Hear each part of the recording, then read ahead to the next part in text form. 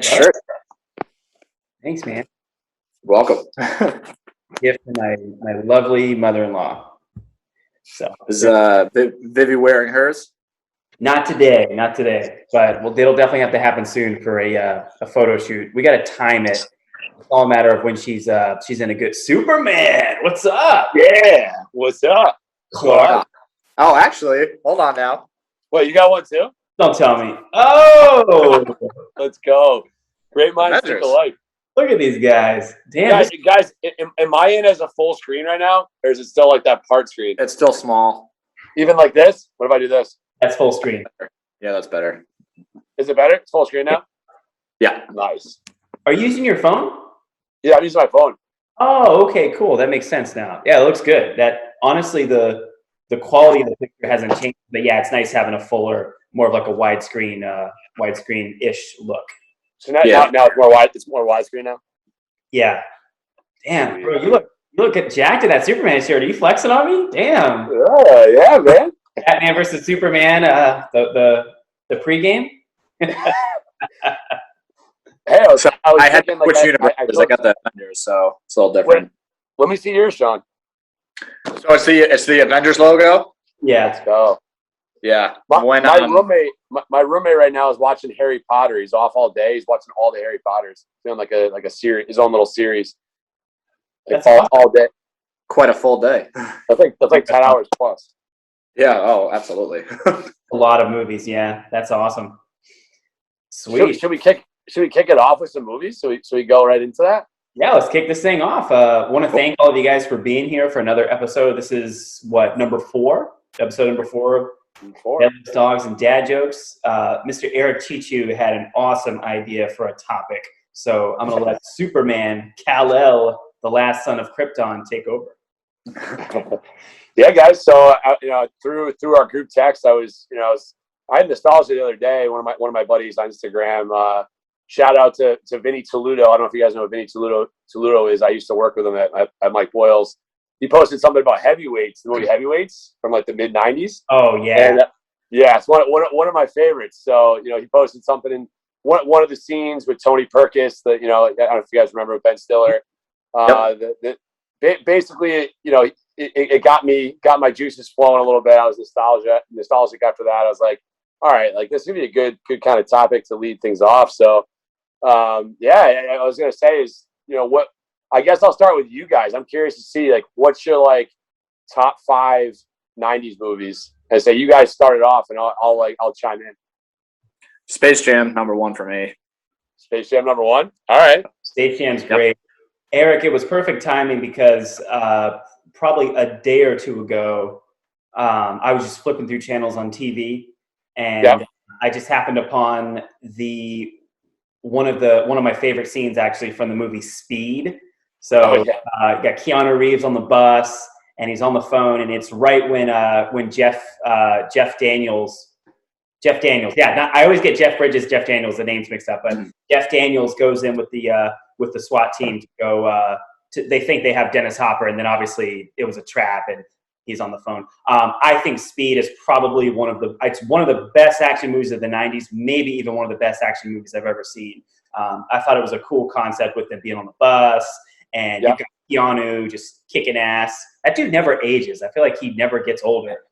He's just kicking ass now. He's in his freaking 50s, and he's John Wick tenured up. So I think Speed, the first one, should get a good mention. So gotcha. Yeah. So I mean, it's funny because you guys didn't mention like any of the ones that I'm thinking of. It's I have a couple in mind. I know like a couple of them are kind of cheesy, but like again, I always think to myself like there's certain movies that I just grew up with. I'm like, yeah, this is like my go-to. So like, I mean, I can even Space Jam's a great one. Speed, I don't think I've seen all of Speed, honestly. But I'm going more the comedy route here. Like I definitely Adam Sandler's my guy. Like obviously Billy Madison, Happy Gilmore, those are like my 2 go-tos. #2 for me. Yeah. I was gonna say like recently they had something. I think it was Adam Sandler and then Shooter McGavin. They like did something over social media. Did you guys see that? Yeah. They did. Yeah, they yeah. So 25-year anniversary.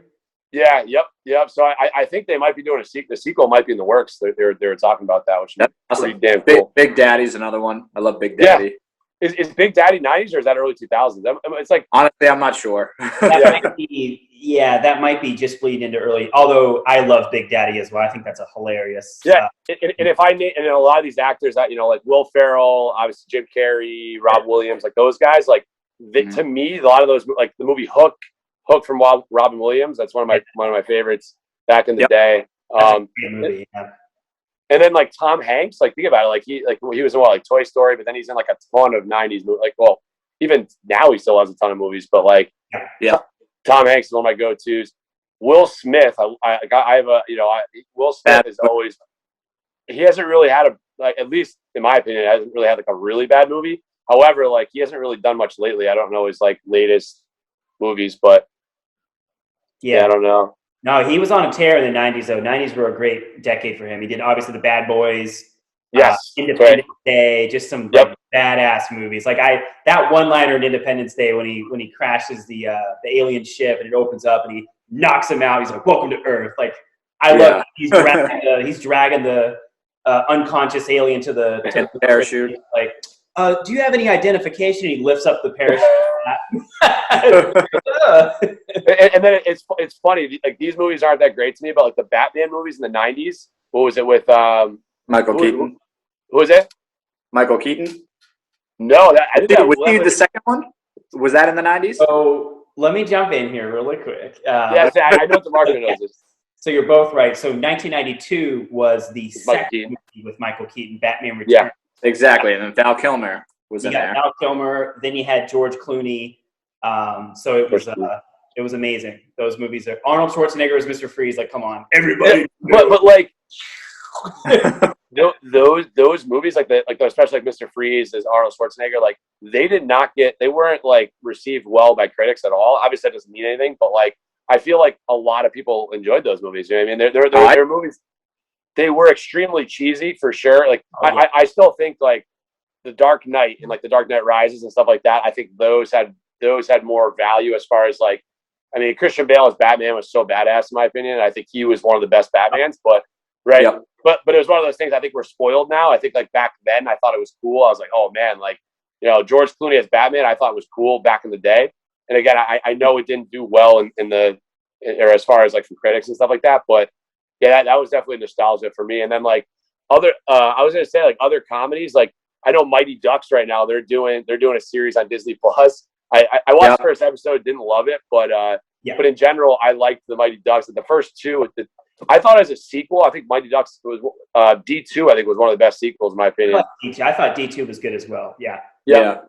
But outside of that, I mean, obviously, like Sean had mentioned Space Jam. Like that's a classic. And actually, it's a classic to us. I mean, I guess like some people would disagree, but like MJ was like our iconic figure back in the day. So like, MJ was the man. Absolutely. Everybody was wearing Jordans, and everybody was rocking the Chicago Bulls hat and the number 20 jersey.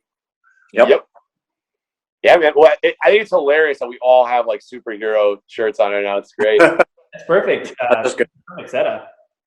Full disclosure, I slept in this shirt last night, so here we are. Oh, you slept in that shirt? Oh, wow. Yeah, I have deodorant on, but I slept in it, so.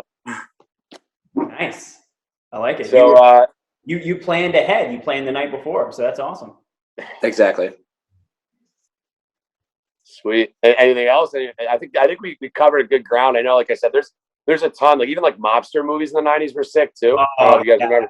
Goodfellas, Donnie Brasco, Kino. Yep. Bronx Tale. Yeah, those are all. Oh, A Bronx Tale. That's a really good. Yeah.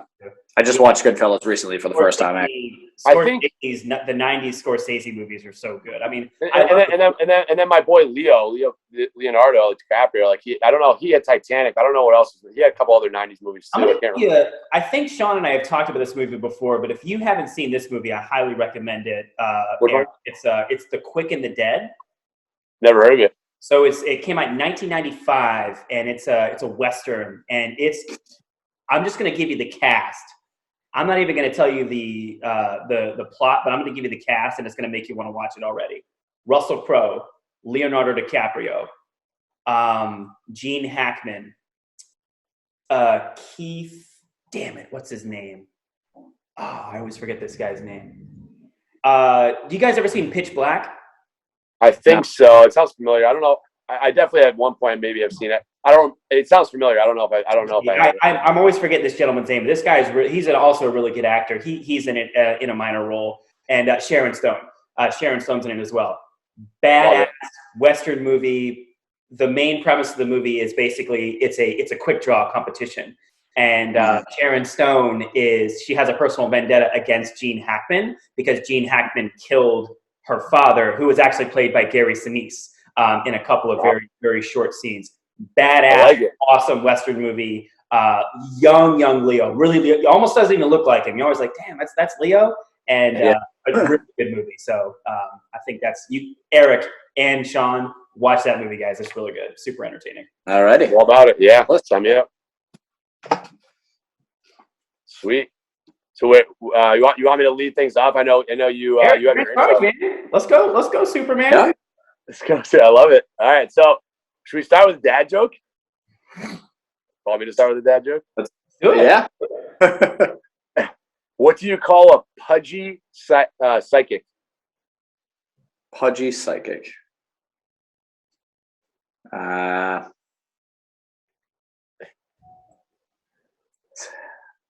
got nothing. Marco? Oh man. No, give it to me. A fortune teller. Oh shit. That's actually that's really good. I like that. I got myself laughing at it. That was really good. Never heard of that. Remember like Dane Cook back in the day? Like Dane Cook was great. He would like say a joke and then he would laugh at his own jokes and it'd make me laugh harder. I like when comedians do that. Just make it funnier. Well, you know what it is? I looked at myself as I did like the fortune and I just started laughing. I just couldn't hold it in. No, that's a good one. I like that. Great. No, I like that. That's really, really good. I had a couple ready and then they totally just slipped my mind. Do you have any, Sean? It's funny. We were telling a bunch over the weekend, or last weekend, I should say, because my niece, who's 3, loves telling jokes. She only knows like 3 of them, but she loves telling them. So, and they're like dad joke-ish. And no, I can't even think of. Oh, okay, I got one. Do you want to hear a joke about construction? Sure. Yeah. Sure. Yeah. Still working. What? Then I'm still working on it. Oh wow. Nice. I told her that one. I don't think she remembers it yet, but I hope she starts telling that. That's great. That's really good. I'm gonna have to think of one. I had a couple ready, and then they've since left me. So, Eric, take point, man. What are we talking about today?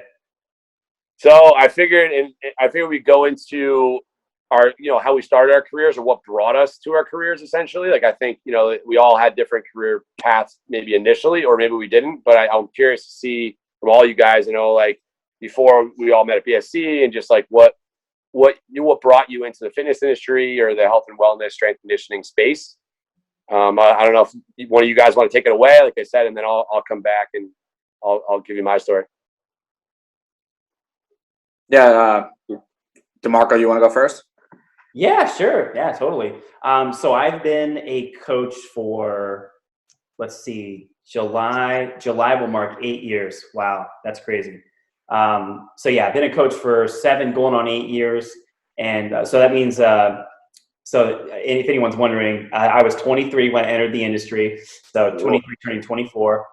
And so when I started, I really had no idea what I was going to do with it. I thought maybe it was going to be a part-time job and maybe I was going to go back to school and do something else. I had zero idea I didn't even know what a trainer was, man. I just got certified and just started working.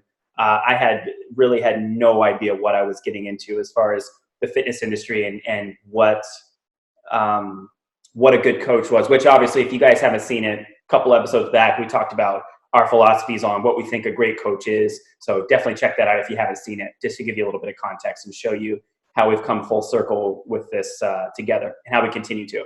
But so I started off, I was a trainer at a very small gym. I was the only coach there, good and bad. Good because there was no competition from a from a financial standpoint, I was able to get really busy quickly and, make money and feed myself and get busy. From an experiential standpoint, that was great as well. I was able to train a lot of bodies in a very short amount of time and just get a lot of experience and get those reps in. The downside of it was I didn't have colleagues or mentors to bounce ideas off of, share ideas with, and actually, quite frankly, to have my methods challenged.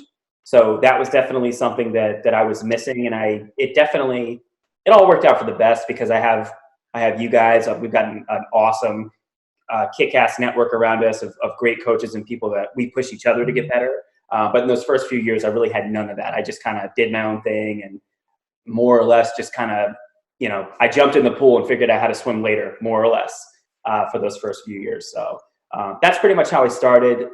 Very fortunate, just like you guys. I met great coaches, both in person and online. And then through their example and their knowledge and their experience and my own, I was able to kind of figure out along the way kind of what I wanted to do. And now, fast forward 7-8 years later, I love fitness.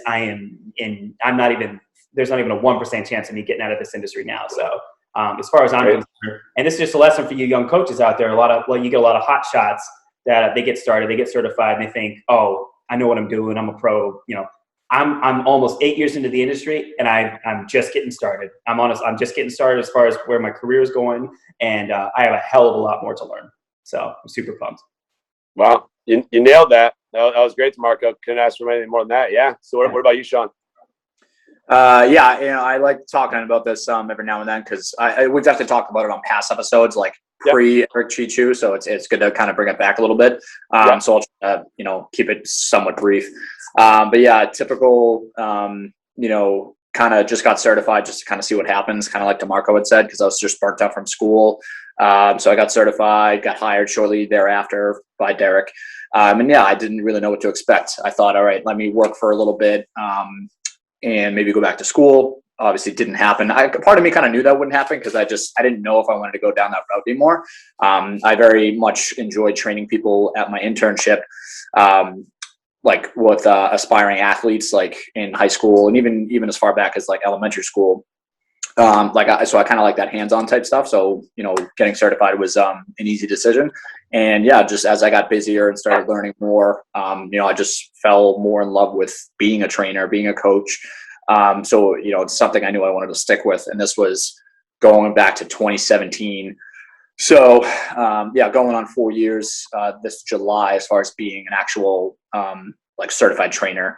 It's definitely something I've very much enjoyed doing, branching off into obviously online stuff and Zoom, that's just where we are now. So it's just more ways to reach people because that's all I want to do, especially now given the pandemic and stuff. And now that I live in New Hampshire, I want to be able to reach as many people as I can. And it's nice to have other avenues to do that. So it just, again, makes me fall more and more in love with being a coach, seeing as I can reach more people if they want to, if they want my help. So, how I got into the industry, that's why I'm still in the industry and, looking forward to, like DeMarco said, we're just getting started. So, yeah, both great answers. I think, even to add again, you guys had the episode with me on it where I sort of gave you my background, but I think, just to kind of reiterate a little bit, both of you guys, great answers. I think, again, we're here to serve others. And I think, Sean, you had mentioned about outreaching and stuff like that being your farther away. I think it's all about connections and,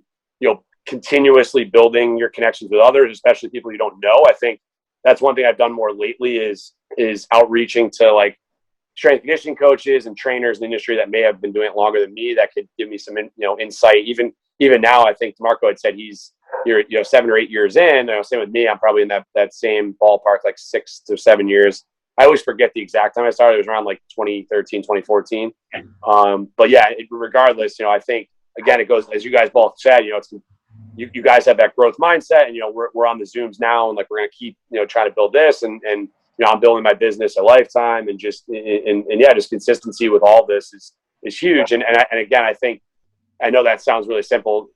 Some consistency across the board is how we grow. I think, again, if you do something once or twice in a week, that's not gonna cut the meat. You have to make sure you're consistently across a full week doing something. And then week after week after week, it's a snowball effect, and that's where results will come for anything. But to kind of bring it full circle as far as what brought me here, again, I quickly to reiterate, I think that for me, like I was always into sports. I was always pretty good at sports, but I would never put myself in the category of like elite level or even being able to, make a college D3 team really. Cause I played hockey, I played basketball, I ran track, but in general, I always thought of like for instance, like in gym class, I always felt like I excelled there, and I was like, oh, maybe I'll be a phys ed teacher. And then the phys ed teacher kind of turned into, wouldn't it be cool to be an athletic trainer and like, work with like injury prevention, or excuse me, someone that gets injured, like help them get back on the field and perform at their best. And then I was like, and then like once I was in college, realized like, I was like, I like to train and I want to train others. And then it became more of like, let me be a strength and conditioning coach. And then I kind of evolved from there, more to the personal training route. And that's kind of where I'm at now. But, I like the hybrid idea. I think now it's more of like being able to, have a lot of tools in the toolbox, I guess. And I'm sure you guys can agree with that. Like, I want to be like part strength coach, like a little bit of a strength coach. Maybe, I still have that umbrella essentially. I still have that bucket that I can fill for a lot of my clients if they were a former athlete or something like that. And then you have like your Gen Pop clients, and you got like, specific, there's specific clients that I think that we all work well with. And I think, being able to showcase our strengths with certain clients is key. But yeah, I think, like I said, back to full circle of being able to utilize, where our experience is. And like I said, I think for all of us, on here, I think we all sort of landed here and we want to be here. So I think the key is, you having the desire, but also continuing to execute on all this stuff. So anything else to add? No, I love that, man. I think I think those are all great points, Eric. One thing I noticed, and again, I just happened, I feel like there's a lot of luck involved too. I think a lot of people get a little too cocky when they start getting a little bit of success. And, again, to be transparent, I trained a lot of clients my first couple of years. Yep. And I don't think I was ever a bad trainer by any means, but I certainly wasn't a good trainer. I definitely had a lot to learn. Yep. And and learn every single day.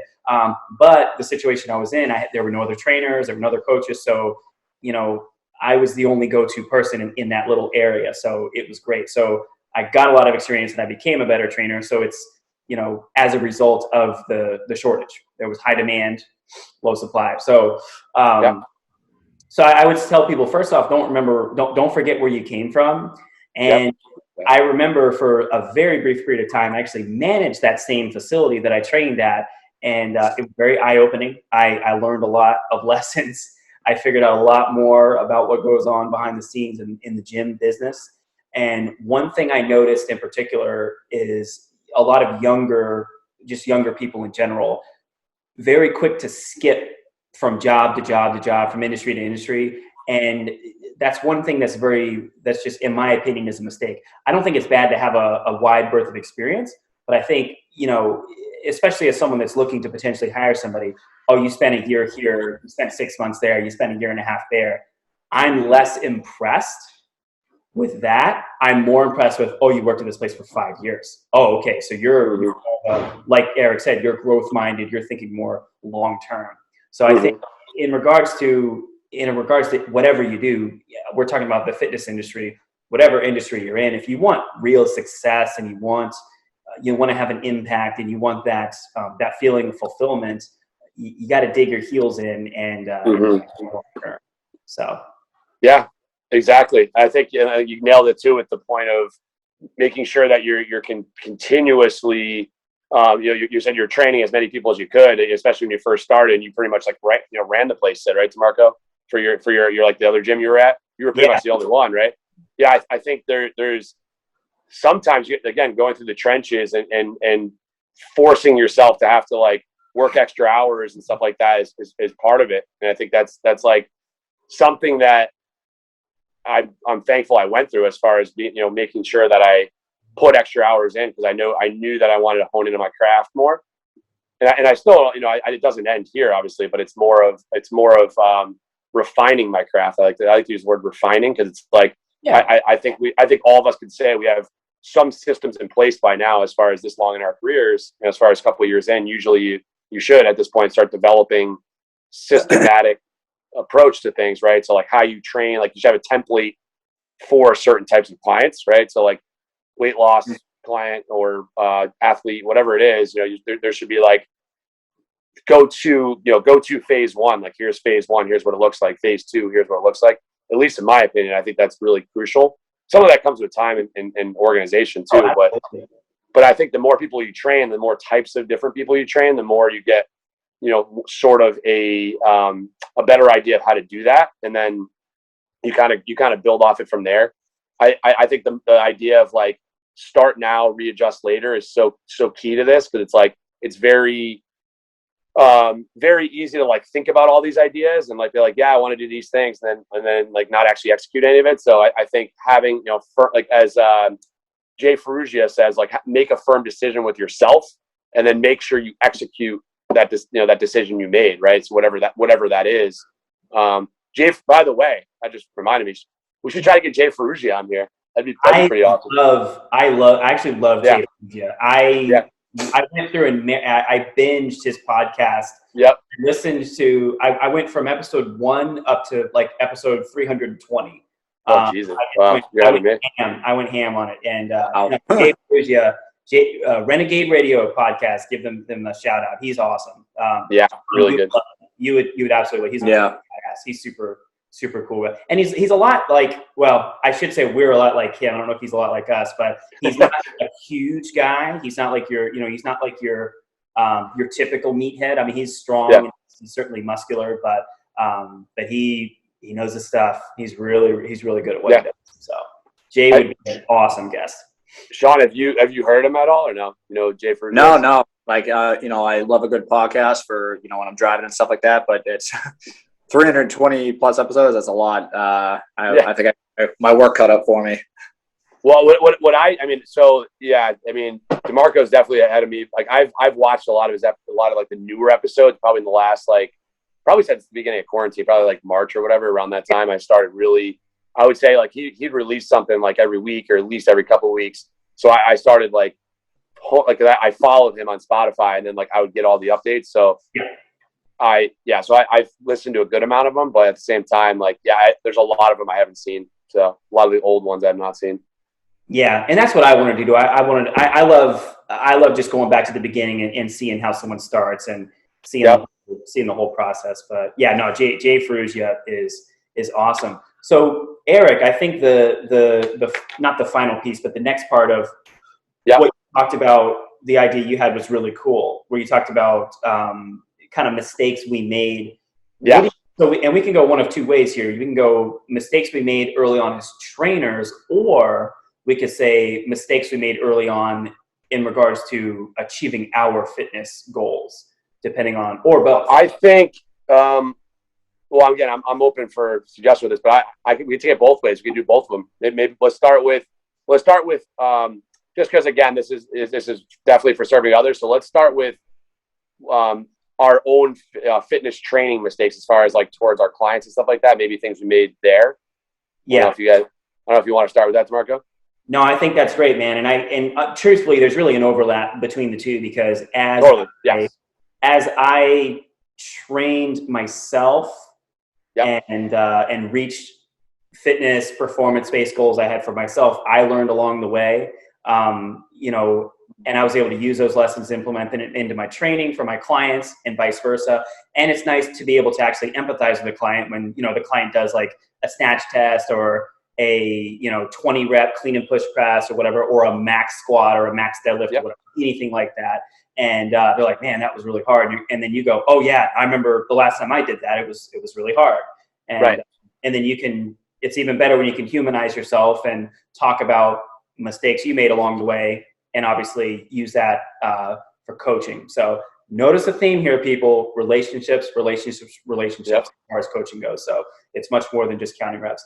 I would say my biggest mistake I made that I can think of, at least as far as performance goals, and truthfully when I first started training too, because again, I didn't really know what I was getting into, is not following a program and program hopping.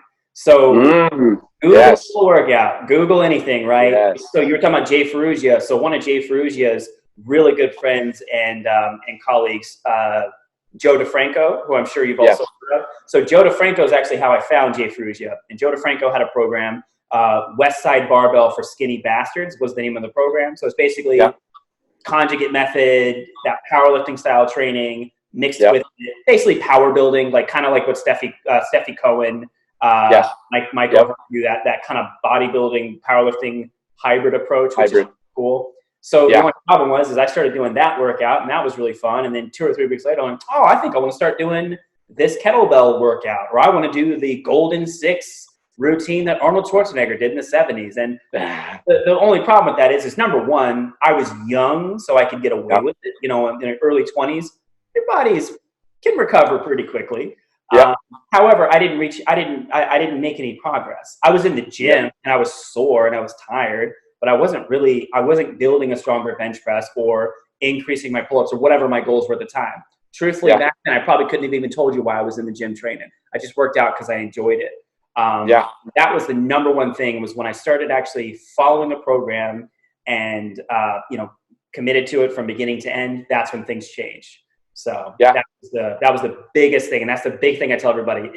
Honestly, following a bad program from beginning to end is better than going back and forth between 2 excellent programs. Yes. The consistency is way more important than the quality, I would say. That was great. That was great. So I was going to add to that. And I think the big thing with me, I think, again, even when I was after my internship at Boyles, like, because when we were at Boyles, we had to follow Mike Boyle's plan. You literally went through like phase 1 all the way to phase 4, and like, kind of like what an athlete would go through, or like the adult groups would go through. So you want to go through the ringer or the fire, as they call it, as far as to get an idea of what they're going through and when you're training them, so you can give them more insight. But after I finished that, as far as finished the 4-phase program, the 12-week program with Mike, I was venturing to trying all these different types of programs. So it's like, I heard about Eric Cressy, and then I hear about DeFranco is one of them. And then like I'd go on T Nation, I'd read like, 4 weeks to getting jacked or whatever the program is. Lost in those T Nation articles. They're so good. Yeah. Excellent. But like some of the T Nation ones, I can't remember which one it was. Me and Vinny Toludo, we both, there was a program, it was on T Nation. I can't remember the name of it, but it was like a beach body challenge program. So it like looked cool. So we're like, all right, so like, this is cool. Anyways, long story short, really, like, you liked that for like maybe 1 or 2 weeks, and you're like, oh, I want to try the Franco's workouts or whatever. It keeps like, there's a snowball of like, oh, I want to try this one now. And again, back to the program hopping, and like you said, as far as to get results on that, it's not going to happen. If you need progressive overload, and you also need to make sure you're competent in the movements you're doing. So if you're not consistently doing the same movements, eventually you're not going to get result from it. You know what I mean? I always say, like, you can maybe make some progress initially, but then if you're not sticking to something, it's long term, it's not going to have the effect you're looking for. So again, I think it's even just for any new trainers or anybody that's new to working out, I think, like you had said, stick to a program. Like, even a bad program is going to be better than 2 really good programs put together. So that I definitely, and I don't know if Sean could add anything to this, but I think that's the big thing, sticking to the program. And then, like I said, think about progressive overload, stress the systems more than they're used to, whether it's adding sets, adding reps, adding weight each week, again, getting better at the movement itself. Just that's definitely a part of progressive overload as well. But in general, it's again, you got to be consistent. So. Yeah, I mean, I'm pretty sure before, anyone becomes a trainer, or just even when they first become a trainer, it's like they may not, it's out of sheer boredom that they want to program hop, like we've all done it for sure. Yes. Yep. I remember times where I finally started getting into like a consistent, whether it was something I wrote up myself or found online, like T Nation, for example, I'd be 3 days into it during the week, and then my friend would be like, oh, I'm going to the gym around this time. Like, do you want to work out together? Like, I have this really cool workout I think you'll like. And usually I'd be like, oh, cool. Like, I'll get to work out with my friend today, and I'll kind of not abandon the program, but like I'll set myself off pace a little bit, because I was like, I didn't want to say no to this person or whatever. And then eventually got to the point where I understood more like the importance of consistency in what I was doing week to week. That like if someone asked me that, I'd be like, oh, actually, like, you know, it sounds like fun, but I have this program I'm following, like, you know, I got to stick to it. Yeah. And you know, a lot of people don't really understand the importance of that. But that's the whole point of like having a trainer, really, or a big part of it is, you know, taking them through consistent movements for at least, I don't know, let's just say 4 to 6 weeks. Eventually they understand the importance when they start to see the results. But at first, after maybe like 2 weeks, you can kind of tell sometimes they're like, you know, I'm getting bored with doing this movement again for the most part. But it's like, you know, you just have to explain to them why. And, you know, because in a, you know more than they do in that regard. You know, you don't want to come off as like arrogant or whatever, but like you just got to remind them like to quote unquote trust the process, because otherwise, and again, training clients, when I first started at BSC, you know, I'm thinking my first client I ever had, like I'm pretty sure for at least 2 months on end, we did a different workout every time. Cause like, that's kind of what she wanted, to be honest. But at the same time, I just didn't really know enough, or kind of felt a little awkward to tell her, actually, oh, like we got to stick with this for a little bit. And like, I don't know, maybe one of these days can be a little like off script, so to speak. So you just kind of, to provide a little bit more variety, but, you know, but again, she was new to it. I was new to it. So, that's definitely a mistake that I made back then is not sticking to something more consistent for their sake.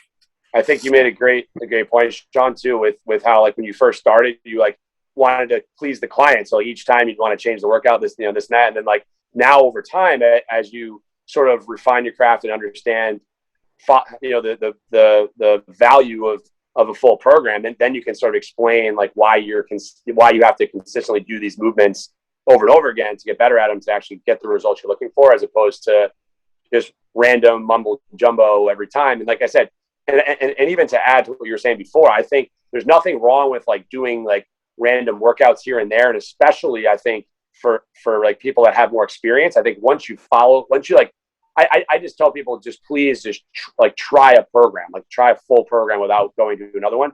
I do think like once like, and I'm not saying like do this all the time, but I think of course over the course of time, I think it's okay to implement random, you know, like if you want to like work out with a buddy, or you want to, you know, you feel like arm flexing today, like on a Friday or whatever, you know, I mean, there's certain things we said about that. And I do think that, like I said, once you go to the ringer and follow a training program and see like what you can, you know, really you can unlock your potential from that program. Then I think, like I said, then you can kind of shift gears and be like, okay, like I've done this. I know what it takes. I just think people just don't understand that it really, the value that it could really have, as far as if you're sticking to a program for, I would say 4 to 6 weeks. I don't know what you guys think, but I think like the 4 to 6 week window is probably, that's what I do. As far as like for like, you know, to start a new training block, I think depending on how it progresses over the course of the month, you know, you may add a week or two on, but I think usually about 4 weeks. I say it's sometimes give or take 5 or 6 weeks. Yeah. And then like we've talked about in other episodes, then you could shift gears to something else. But again, like don't have 75 different goals in 1 month. You know, try to have 1 or 2 specific things you're focusing on. And I don't know, like, again, this might be a good thing to bring up, is I think it's good to have a performance goal. So like whatever that is, like some sort of like movement that you want to increase your strength on or whatever it is, then I think you should, in my opinion, have some sort of like lifestyle goal too, to kind of complement that and hold them accountable to that. And then, like I said, I think those 2 things intertwine together. And then I think even to add to that, like again, you don't want to give somebody too much. I think sometimes it's just about forming those good habits. So it could be as simple as just getting into the gym X amount of times a week, or eating more fruits and vegetables daily, or whatever it is. But regardless, I think, and I don't know if you guys do this with your current clients, but I've been doing it and I've seen success, is like start with, okay, how many times can you make it into the gym, as far as even outside of with our session? And then let's try to add on like 1 or 2 like non-negotiables for the week. Okay, you're gonna have like almost like a contract. Like, okay, like your goal is to have 1 or 2 fruits and vegetables daily, and your goal is to hit your protein target, whatever it is, and then just make sure they're held accountable to that. And then once they hit the goal X amount of times, then you can move on to something else. And like over time, again, it's a spiral snowball effect. You know, these habits will stick eventually, and then that's when results will happen. Yeah, that's definitely a big part to it is, like you said, non-negotiables for sure. But just kind of going back to what we were talking about a little bit earlier. Um, so I don't know if you guys subscribe to this person or follow on Instagram, whatever. His first name's Adam. I forget his last name. But he runs this page called Physiconomics. It's very knowledgeable. Yeah, very. Tommy showed it to me a while ago, and I just love his approach because he swears a lot, and it's just his the way he talks. He makes it very simplified, but also really drives home the point. Like it's just a solid read with his newsletters and stuff.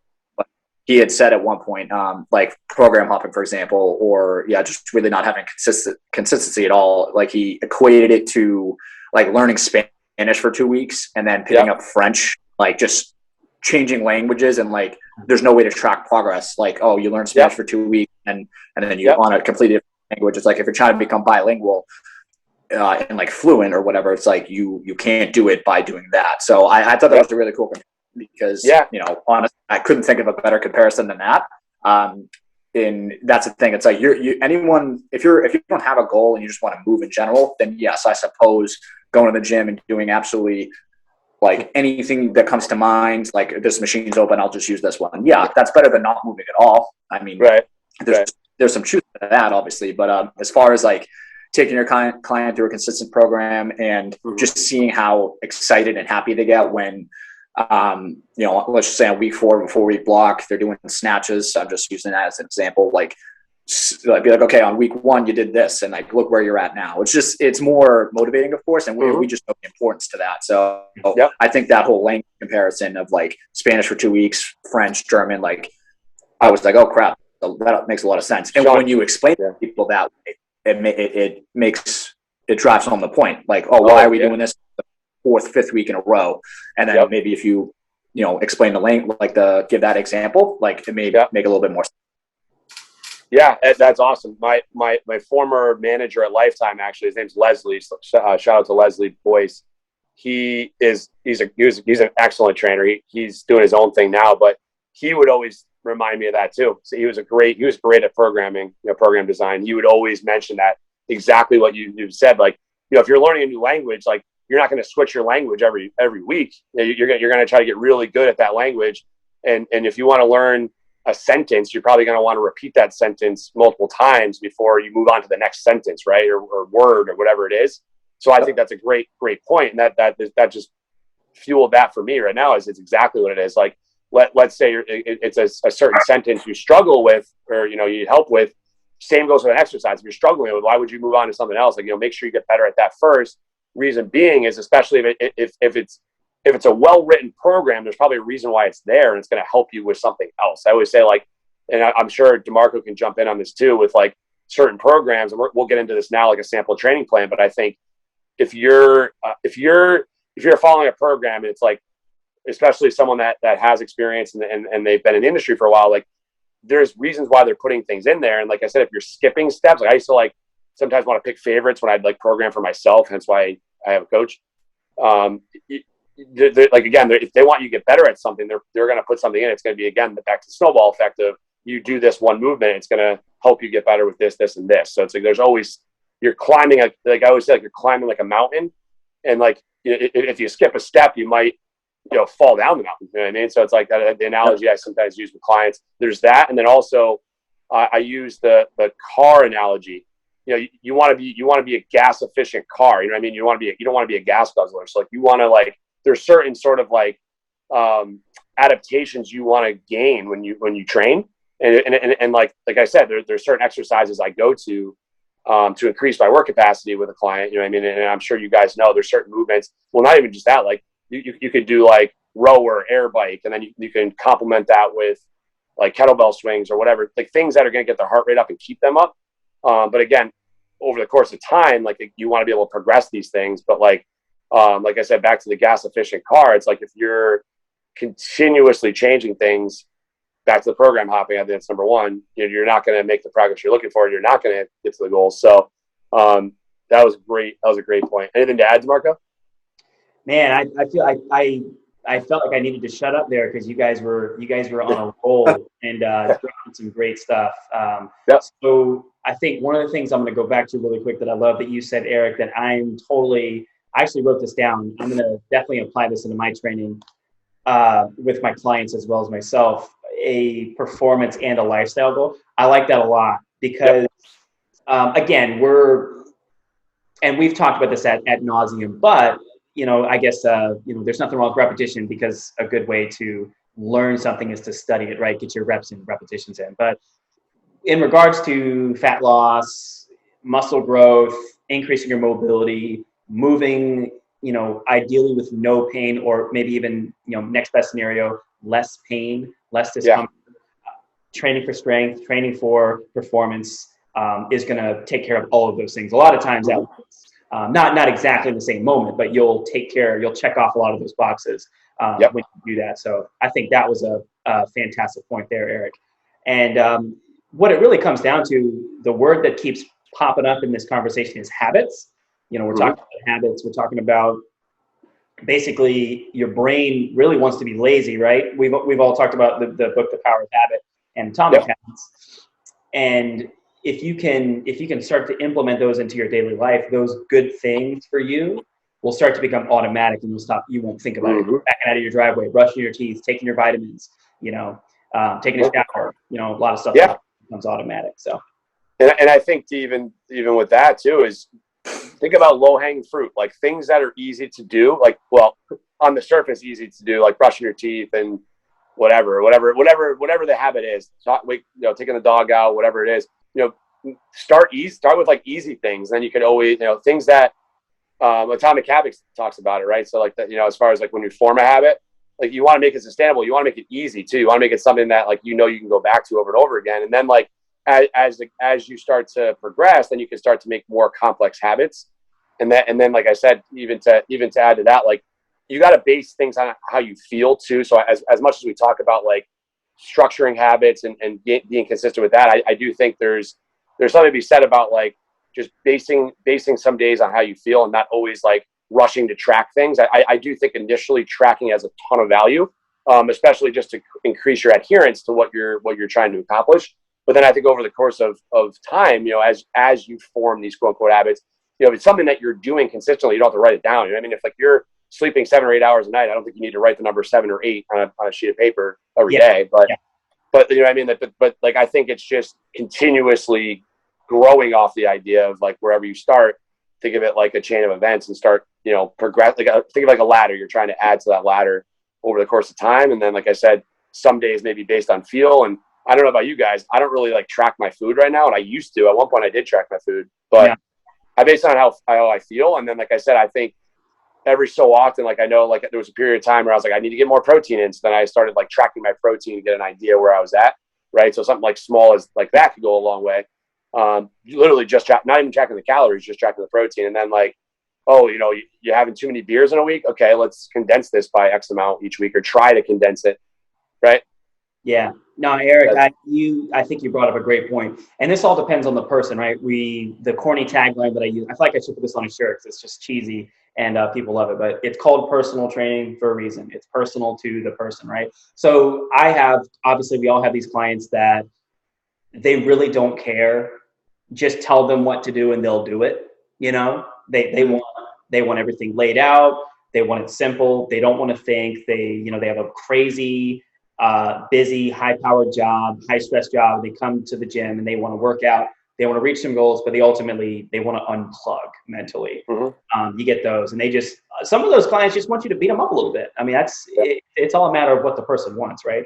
Then you get others that are, your more type A personality type, and they want to know everything. They want to know why you're doing every single movement. What do we need? How many grams of protein do you need to eat every single day?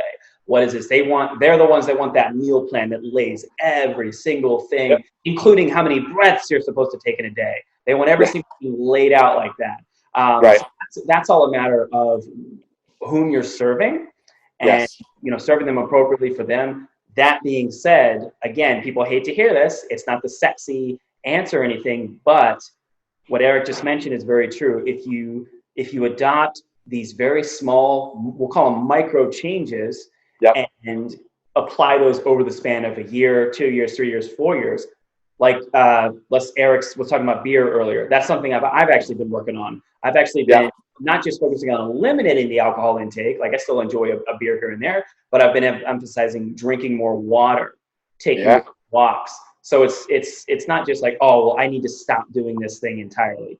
Exactly. It depends on the habit we're talking about, of course, but you think about small things that you can do. It's getting warm outside. Go for a 20 to 30 minute walk every single day. You know, we're obviously, all three of us are New Englanders. So for us, it's not the most feasible option for a good year. But when it gets warm out, at that point, even we have no excuse. Go, your 20, 30 minute walk a day, read something, get your body moving. And those things, they have a snowball effect. It's not an extreme approach. It's not exciting. It's nothing that's going to get put on a Rocky IV workout montage. But if you follow that for an entire year and you take note of, let's say you do a before after picture, you do like a movement assessment with a coach, you just take stock of how you feel, how you look and how you move and where you're at mentally, you'll be a hell of a lot better off than if you take one of those crazy crash diet approaches or do some crazy extreme workout that's going to end up getting you hurt, injured, or you're just going to end up not following all the way through and you'll end up regressing anyway. Yep, that was right on the money. What about you, Sean? Anything to add? Yeah, I mean, obviously we always say this all the time, like, oh, great point here, great point there. Not to reiterate, not to sound like a broken record, all that kind of stuff. But honestly, I will echo what you guys said, to a degree. Any decision you make, whether it be good or bad, will compound into something better or worse over time. So, it may seem small at the moment, but if you just, again, trust the process and be consistent with it, like it's going to get you 1% closer each day, better, whatever, or maybe 1% worse. If you continue to not exercise because I haven't been exercising for this long, like what's the point starting now? Just if that's the thought process, like it's just going to continue to get worse. Like if fat loss is a goal, that's not going to happen if you don't take the necessary steps. And conversely, it's a slow build, but if you start to take the necessary steps, like it's just going to get a little bit easier each day and inch you closer and closer. So that's with anything, it's just like the language thing we talked about. Like if you want to be bilingual so you can be, more desirable on like a job application or whatever, you gotta practice, that's all it is. So, compound the good stuff and it'll eventually become, second nature. Like DeMarco said, brushing your teeth, back on the driveway, whatever, so just, put the work in. Yeah. And even like to challenge the listeners, I think having like a notebook or something like that. And I challenge my new clients a lot of times to this too, especially people just starting out, even if they have experience and they've never really tracked before. I'm like, hey, like track some data, data is going to tell us trends, right? It's going to tell us whether we're getting better or we're getting worse. And again, that sounds so simple on the surface, but a lot of people, and I don't know if you guys deal with that on a daily basis. I see it all the time in lifetime, especially like people will like do all these workouts every day, but they're not tracking anything. And I'm just like, okay, like, how do you know you're getting better? Like you might think you're getting better, but, and like I said, you're working out, it's better than nothing at all. But I just challenge people to take action. And that could be as simple as like tracking daily habits, or we'll say to me, like, in the morning, a lot of times I have a list of things. I have non-negotiables. Okay. Check emails, check my programming with clients and myself, make sure I drink a glass of water, right? Make sure that I get my breakfast and all these things. And I think people should have a list of a couple things daily that they want to do. And like I said, I challenge people, whether it's training based, nutrition, performance, lifestyle, all the above, try to think about like your top 5 for the day and be consistent with that for 2 weeks, report back. I think you'll be surprised the outcome. Oh, absolutely, man. And that's, we've mentioned another word that keeps popping up, simple. A lot of people they want the exciting, the extreme option. Like, you go like everything, we love extremes, everything extreme because it's attractive and it's exciting. The Biggest Loser, you want to see those crazy weight loss journeys, which that's another episode entirely. We can talk about that whole process and the fallacies of that approach and the lack of sustainability and the health effects and all that stuff. So we can definitely talk about it in the future. But seriously, people see the Rocky IV, the 5-minute workout montage, and they're like, oh, that's exciting. I want to go hard, go beast mode. And that's cool and all, but number one, even if you're in shape and conditioned, that's still, that kind of training is only going to leave you really sore and really tired. If you're untrained and not conditioned, it's more likely going to get you hurt. So, you know, you're out longer.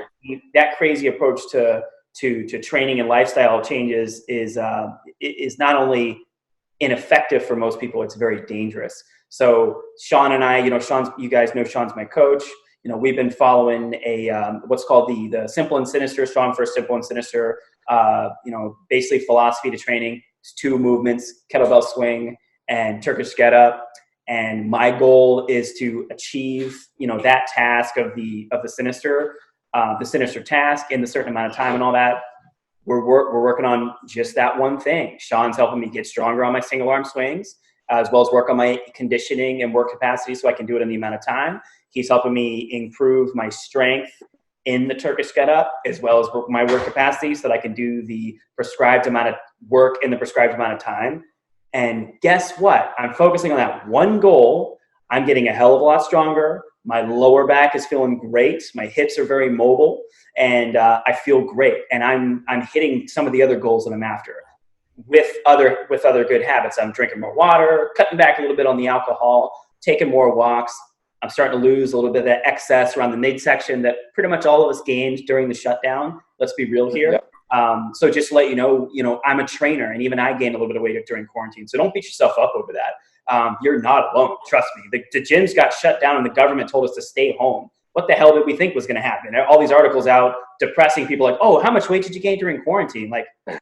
Maybe it's a good conversation to have. Maybe a better conversation. Yeah. Okay, now that we're slowly coming out of this, hopefully sooner rather than later, what can we do to get our physical and mental health back on track? And the best thing is what Eric said earlier, small changes over time, sustainable. Yep. Yeah. I think that's great points all. Like I always say that great points all, but it really has been. I think we're like we're nerds. We tend to get detailed with our, you know, I thought we're not even gonna have time probably to get to like the sample training ideas, our philosophies, but we can at least touch on that. But I think even just to reiterate everything we've talked about, all the things that we've said have been, you know, if you listen back to everything we've said, I think if you take away anything, it's just getting started and having some sort of purpose, hence train with the purpose for you guys. I do think that there is a ton of value there as far as to just getting started and making that commitment and writing things down, because that's going to be like, okay, if you see that a lot, then you're gonna be like, okay, I need to do X, Y, and Z. And it's more than just motivation. I don't know if we really mentioned this, but like people, motivation comes and goes. Sure. So you have to be disciplined to move forward in whatever you want, whatever you're pursuing, anything more than training, right? So whatever you're looking to do, you have to have that mindset. As far as like David Goggins is a great example of that, right? David Goggins, like you guys see his posts sometimes. Like, for him, it's a lot of internal. It's a lot of internal stuff for him, and that drives him, right? So that might not drive everybody though. Like, you know, maybe there's other ways that, like to me, I think like tracking things drives me, because then I can see that I got better or I didn't get better. I got worse, and then I'd say, okay, I got to go back to the drawing board. So I think that's why tracking is so useful, because like you're gonna forget. I forget what I had for dinner 3 nights ago. So it's like, you know, it's one of those things like you have, like, I hate when people say that like they know what they did X day, because they probably don't. You know, you're going to forget. So at least I think, maybe unless you have photographic memory, but regardless, you know, again, back to just tracking and you'd be surprised the outcomes, because you'll be more quote unquote disciplined, because you're going to say, okay, like you're going to be able to look back at things and you know, reassess essentially. And that goes into my next thing as far as before. I don't know if you guys want anything to add, but checking in, like I said, we talked about this, I think, last episode, checking in with yourself, but also checking in with your clients. I think weekly, monthly check-ins are huge to make sure that you're getting closer to the goal, or you're moving farther away, or just even with yourself, if it's system-based and you're like, hey, like the system I'm running on my clients or the system I'm running for my habits or whatever else isn't going according to plan. Okay, well, now we've checked in. Let's reevaluate and reassess it and change some things. So, anything to add to that? I think you nailed it, to be honest. I don't have much to add on to that. Yeah. I mean, checking in is definitely a very good point, Erica. I feel like I feel like the kid in science class that really has no idea what the hell's going on, and someone gets the answer, and then I'm the one in the corner going, yeah, I concur. Yeah, I think that's the right answer too. But seriously, no, all great points from Eric. That's certainly a big part of it, is those check-ins, and again, checking in with yourself. You know, because goals can change. You know, my goals have changed a lot over the last 3 or 4 years of training. 9 times out of 10, it was as a result of reaching a goal and then thinking about the next one. But then, you know, lifestyle, injuries, you know, things happen. Things come up. Yeah. As we say, life happens while we're making other plans. Life is what happens while we're making other plans. So yeah, I think checking in is huge. Like my client who I mention every single week, Marissa, we just finished her program. You know, I'm very, very humbly excited to announce that she hit, which I'm sure you guys saw the video on Instagram. She went from a 275 to a 305 deadlift. And that's at a body weight under 130. Wow. And that's good. Beltless and no straps, baby. Straight up grip. Yeah. I'm fired up about that. I guess we go on. So that was her goal. We wanted to get her stronger in the deadlift, and one of our secondary goals is to build her pull-ups. So get her stronger with pull-ups, which she's a stud. She's freaking killing it. We talked about what's the next goal, what's the next thing we want to work on, and so we had that conversation, and then it was a two-way conversation, because I talked to her about all the kick-ass things that she accomplished, all the stuff I was really happy with, and then kind of transition to stuff I think we could work on. But ultimately, she's the client. What are her goals? What does she want to accomplish? And it is my job as the coach to present her with a plan/program that will help her reach her goals. So I know I've been a broken record on this, and I'll continue to be so for as long as this show runs.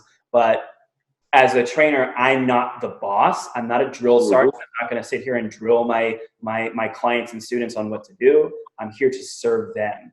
So don't be afraid to, you know, ask your client, you know, what they want. Do you enjoy what we're doing? You know, are we working towards the goals that you want? It's not about you, and it's not about your philosophy or your programs. So. And I can't believe I didn't mention this, but like it's to be without saying, as far as like things to continuously work on is being a personable, you know, I know we're all personable as far as like towards your clients, and you always like, at least in my opinion, and I didn't do this as much as I should have when I first started, was really trying to learn about my clients, like, you know, about their jobs, about their family, right? And not to say that I didn't do that. I think I was more worried about like how I was perceived and how my coaching was, how my reputation was. And again, I think that's common when you first start out, because you're like, am I doing things the right way? You know what I mean? So it's kind of coming into like, right. So I think that's just part of the technical aspect of it. Yeah. Right. Exactly. I want to make sure I'm doing a good job coaching before I'm like, let me know all about you. So one of my old managers, actually Boston Sports Club, this was not Derek, but Woburn.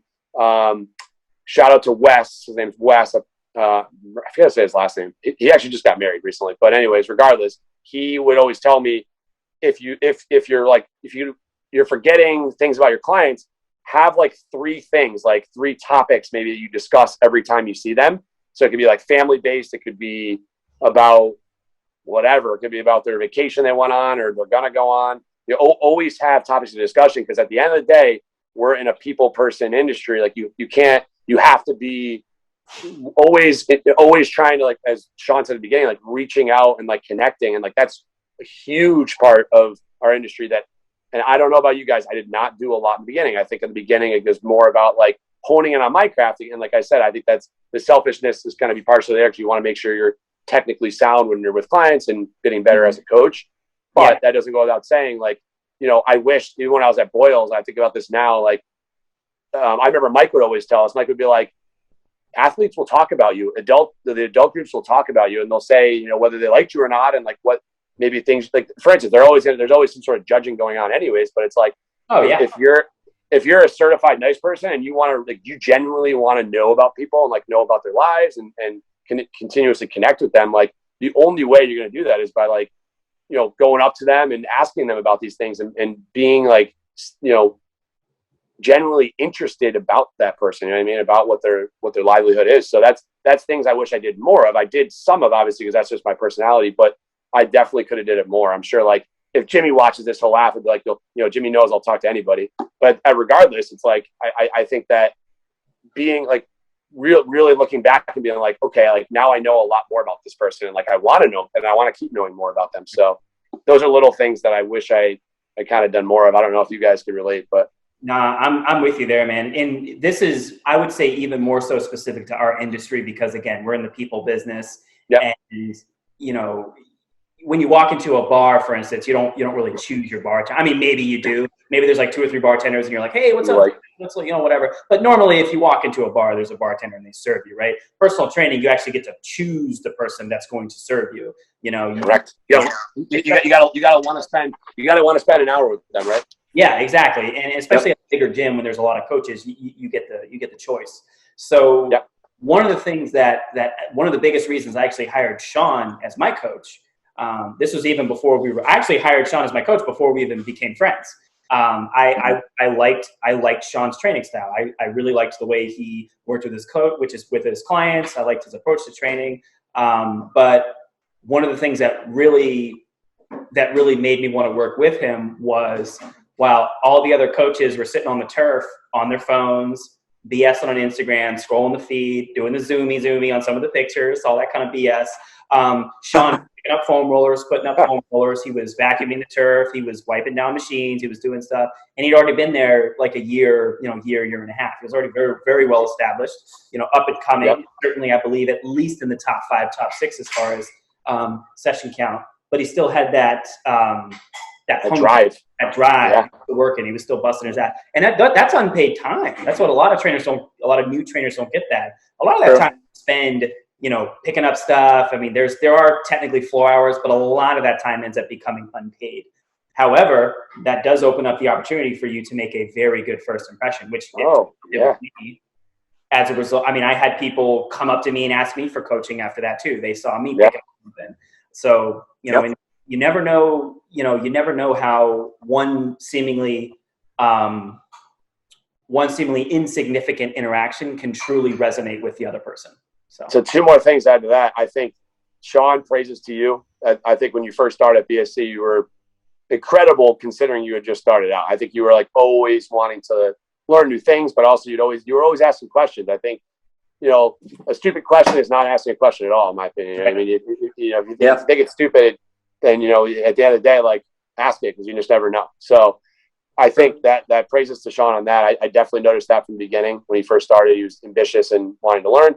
But outside of that, I think that when you're on the fitness floor, you're on display. Like you're being watched. There's always somebody that's going to watch you and say, or what in their minds or whatever, or to another person, like, hey, I like that person's training style. Or, hey, like, I want to learn more about them.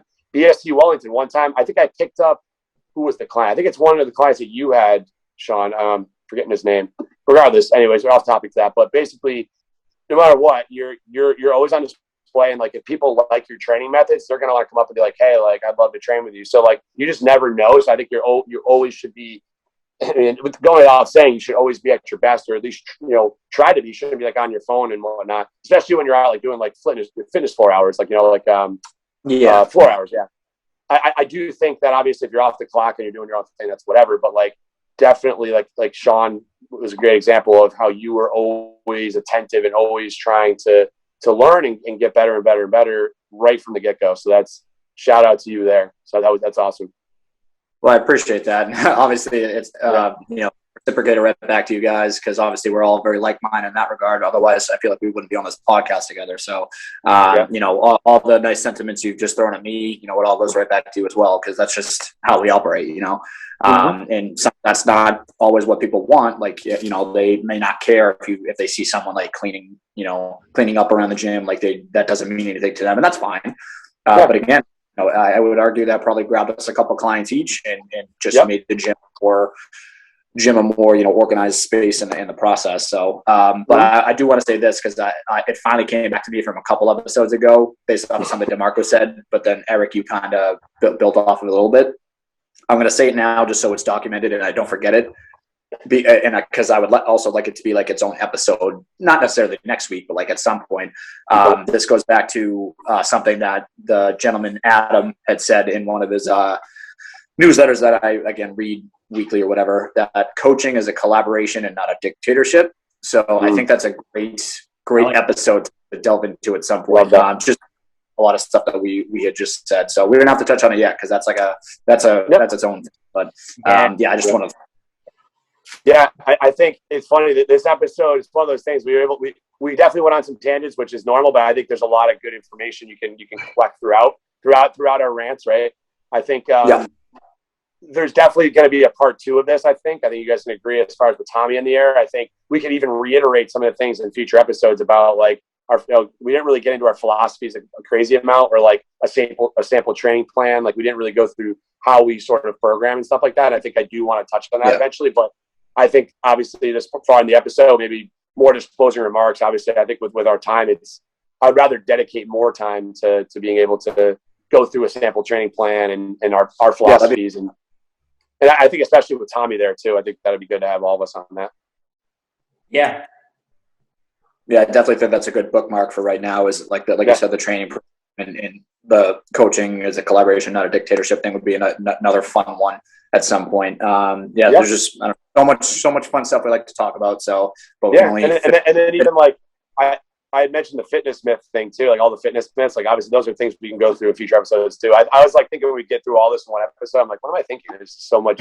We can literally these topics you could probably reiterate in future episodes. I'm sure we will. But absolutely, as DeMarco always says, we're going to continuously hammer these things away, because these are things that we think matter, and I say we think, we know they matter, especially for the average person, right? I think, again, there's always exceptions, and I'm sure we can touch on this quickly. Like, of course, there's exceptions to all the things we're talking about. Like certain, like if you're a high-end athlete, some of these things, I'm not saying they won't apply, but they may apply in a different way. You know what I mean? Like their goals are going to be completely different, but also like they're already disciplined, probably, or most of them should be, at least. And I would think the average athlete probably is, especially higher end athletes. So, to the point of like most individuals will say like 80-90%, this would apply to them. I think what we're talking about.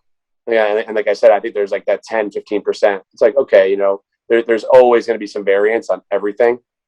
Like, you know what I mean? So that's like anything you do, or you know what I mean? So I think that could be a topic in itself too, but you know what I mean? I would say that's the main things. Oh, absolutely, Eric. All great points. So I guess just kind of wrap this up for everybody. Some of the things that we talked about, habits are key. Start small. Start with little things that you can do they're going to be sustainable. So what I really like is that we drop these episodes on a Sunday, so you guys can take these lessons, apply them into Sunday night, Monday morning, and go into your week, your month, your year, your decade, and beyond. So I think those are really the big things. And then don't discount something just because it's simple. Just because it's a simple change, a simple thing done, daily, weekly, monthly, annually, will yield some pretty insane results if you commit to the process. So, yeah, absolutely. You guys got any final thoughts? I'm good. No, nothing. Yeah, nothing really. I think we covered grounds. All I was going to ask about was with the anchor that we have. Remember the app that is the anchor where we have like Spotify and all that stuff. And are we going to get it all out on audio soon? Is that what's the goal? Yeah, we'll get that squared away together as a team. So we're not the most tech savvy group, that's for sure. But I think between the four of us, we can definitely figure this out. So yeah, we'll get these episodes up there for you guys on Spotify, Apple Podcast, and I think Stitcher as well. And Audible. I'd like to be as many places as we can. So we'll figure that tech stuff out. So awesome. Well, want to thank everybody so much for watching. If you liked this content and want more like it, please hit that thumbs up. Comment below with topics you would love for us to discuss in the future. So we love doing this show every single week, and we have no thought of slowing down or anything. We're going to keep on rocking and rolling. And if you like the content, please subscribe to the channel. And the best thing to do that you can do for yourself, train your body, feed your mind. Thanks, guys. Boom. Yeah, thanks.